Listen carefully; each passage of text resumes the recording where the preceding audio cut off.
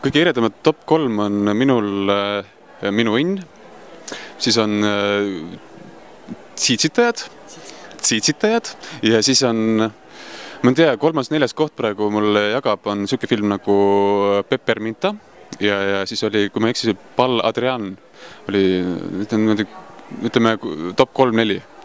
Mis on minu senised lemmikud, muidugi paljusid filmi, mida ma olen tahtnud näha, ei ole ma ka saanud veel vaadata, aga festival on poole peal, aga need on minu lemmikud ja ma soovitan neid ka kõigile teistele PÖFFi külastajatele. Sa panid selle odava reklaami momendi praegu. Aga mille poolest see näiteks Minu õnn sind kuidagi pidi puudutas? Minu õnn on selles mõttes üle aja minu jaoks selline hästi kihvt vaatamine. Ma ei teagi, kuidas see töötas, et mulle meeldis selle loo puhul väga hästi komponeeritud stsenaarium minu arust. Minu maitsega kergelt selline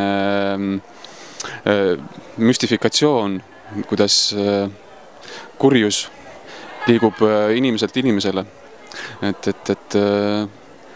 Ja väga ilusasti läbi põimitud selline salapärane kujundlikkus oli selles filmis minu jaoks, mis mulle endale hästi meeldib, selline teatav maagiline ürgne moment inimeste kuskilt väga suurest sisemusest, mis kerkib pinnale.